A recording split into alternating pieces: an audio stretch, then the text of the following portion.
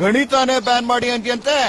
ಮತ್ತಿನ್ನೇನ್ sir, ಅಂತ ವೃತ್ತ ಪರಿವೃತ್ತ ಗುಣಾಕಾರ ಭಾಗಾಕಾರ ಅಂತ ವಯ್ಯ ತಲೆ ಕೆಡಿಸ್ತಾನೆ. ಹೆಂಗ್ ತಡ್ಕೊಳ್ಳೋದ್ ನಾವು? ಕಷ್ಟಪಟ್ಟು ಓದೋದ್ ಬಿಟ್ಬಿಟ್ಟು ಆ ಗಣಿತ ಬೇಡ ಹಂಗೆ ಹಿಂಗೆ ಅಂತ ತಲೆ ಮಾಡ್ತಿದ್ಯೇನೋ.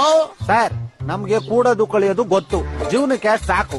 ಈ A square, B square, A B square ಇದನ್ನೆಲ್ಲ ತಕೊಂಡ್ ಏನ್ ಮಣ್ಣ ಮುಕ್ಕನ, ಅದ್ರಿಂದ ಏನ್ ಹೊಟ್ಟೆ ಗಿಟ್ಟ ಬರ್ತದೆ ನಮ್ಗೆ?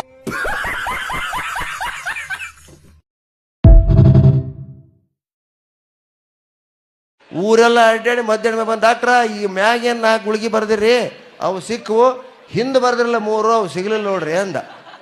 ಹಣಿ ಬಡ್ಕೊಂಡೆ ಡಾಕ್ಟ್ರ್. ಏನು ಹುಚ್ಚೊಳ ಮಗನ ಬೆನ್ನು ಮೂಡ್ಲಾರ್ದಕ್ಕೆ ಗೀಚಿನ್ಲೆ ಹಿಂದ. ಗಾಬರೇ ಬಿಟ್ಟವ. 4 ತಾಸು ತಿರ್ಗೇನ್ರಿ ಪಾಪ. ಅಲ್ರಿ ಪೆನ್ನಿಗೆ ಮೂಡ್ಲಾರ್ದಕ್ಕೆ ಗೀಚಿದ್ದ ಹಿಂದ. ಅಲ್ರಿ ಅವ್ ಮೆಡಿಕಲ್ ಶಾಪ್ನವ್ ಎಂತವನ್ರಿ, ಇನ್ನು 3 ದಿನದಾಗ ತರಿಸಿ ಕೊಡ್ತೀನಂತ ಬಗಳಿದ್ ನೋಡ್ರಿ.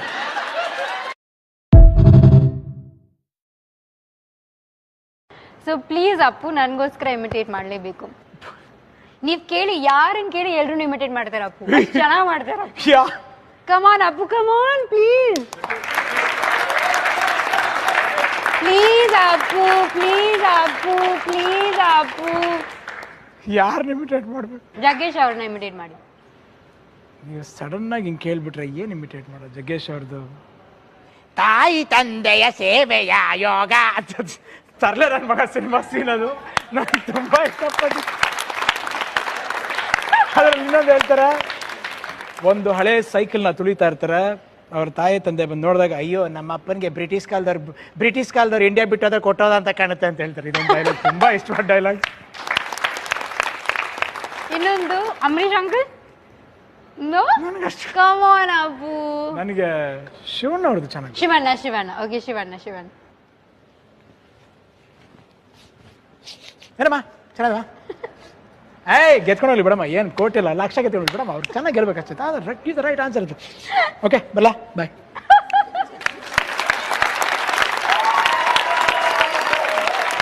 ಅವ್ರು ಈಗಲೂ ಅಷ್ಟೇ ಯಂಗ್ ಎಟ್ ಹಾರ್ಟ್, ಗ್ರೇಟ್. ನನಗೆ ಅವ್ರ ಇನ್ಸ್ಪಿರೇಷನ್, ಅವ್ರ ಸ್ಪೀಡ್ ನೋಡಿದ್ರೆ ಮೈಯಲ್ಲಿ ಹಂಗೆ ಪವರಿಂಗ್.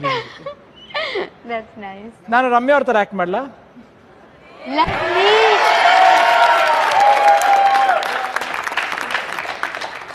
ಇಲ್ಲಿ ಪಾಪ ಸ್ವಲ್ಪ ತಗೊಂಡ್ ಬಾಪ, ಶಾರ್ಟ್ ರೆಡಿ ಅಂತ ಕೇಳ್ರು.